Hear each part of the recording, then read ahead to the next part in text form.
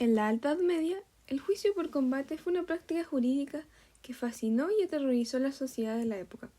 Era un enfrentamiento físico entre dos partes en un conflicto, donde la victoria, según la creencia, estaba decidida por Dios, el único capaz de otorgar justicia.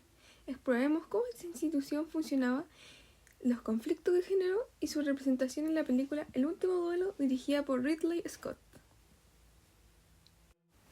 El juicio por combate era un medio de resolución de conflictos que formaba parte de un grupo más amplio, conocido como ordalías, donde se creía que la intervención divina decidía el resultado.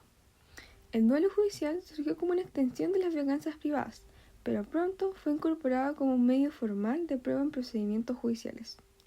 Su propósito era resolver casos donde no había evidencias claras, como documentos, testimonios confiables. En esos casos, las partes resolvían sus diferencias peleando, y la derrota física implicaba una derrota legal. El combate no solo era un espectáculo físico, sino que estaba impregnado de simbolismo moral y social. El derrotado no solo perdía el caso, sino que también su honor, lo que podía llevarlo al exilio o incluso a la ejecución. Los fueros locales, como los de Castilla y León, fueron clave para regular esta práctica. Por ejemplo, algunos fueros establecían condiciones muy específicas para permitir el combate.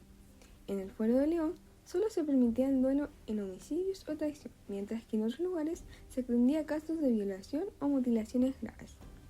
Sin embargo, no todo era simple. La Iglesia se opuso rotundamente al duelo judicial.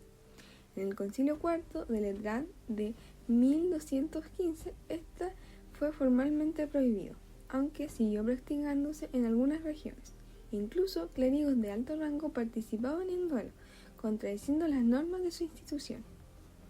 Además, los fueros reflejan una evolución hacia limitar el uso del duelo. Por ejemplo, se introdujeron alternativas como las pesquisas, que buscaban pruebas más objetivas.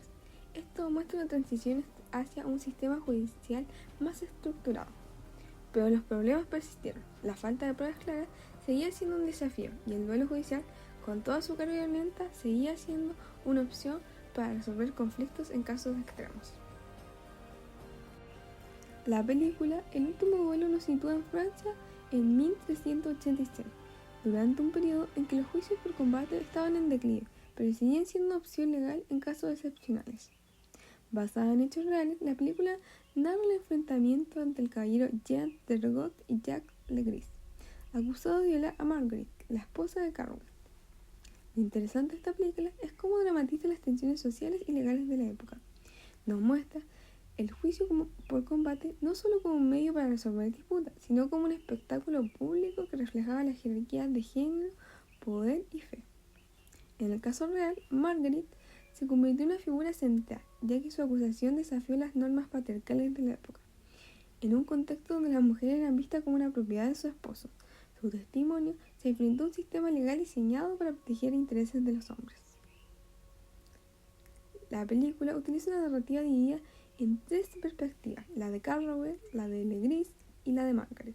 Este enfoque no solo revela las discrepancias en cómo cada personaje percibe los hechos, sino que también cuestiona la idea de verdad en un sistema legal que dependía del duelo para decidirla. El duelo final en la película es visualmente impactante, pero lo que le hace más poderosa es la carga simbólica. Margaret, quien tiene más que perder, está completamente ausente del enfrentamiento. La batalla no se trata solo de justicia, sino de preservar el honor masculino. El contexto histórico del caso también es fascinante. Este juicio por combate fue uno de los últimos autorizados en Francia, marcando el fin de una era. Es un ejemplo perfecto de cómo las instituciones legales reflejan las tensiones sociales de su tiempo. Durante mi investigación enfrenté varios desafíos. Uno de los principales fue la escasez de fuentes directas sobre la práctica del juicio por combate en contextos específicos. La mayoría de los registros que encontré eran fragmentados y a menudo sesgados. Además, muchas representaciones modernas, como las de películas y novelas, han distorsionado ciertos aspectos del juicio por combate, enfocándose en el dramatismo en lugar de la precisión histórica. Por eso comparé fuentes legales medievales, como los fueros de Castilla y León, con interpretaciones contemporáneas para obtener un panorama más equilibrado. El juicio por combate fue una institución compleja que combinó la necesidad de resolver disputas legales con creencias religiosas y culturales de la época. Si bien hoy lo consideramos arcaico, fue un medio eficaz en una sociedad donde las pruebas objetivas eran escasas. La película El último vuelo ofrece una representación vívica de esta práctica, además de plantear preguntas relevantes sobre la justicia, el poder y la verdad, que siguen resonando en problemáticas actuales. Finalmente, este análisis me permite reflexionar sobre cómo las instituciones jurídicas evolucionan y cómo los conflictos sociales encuentran su camino en sistemas legales.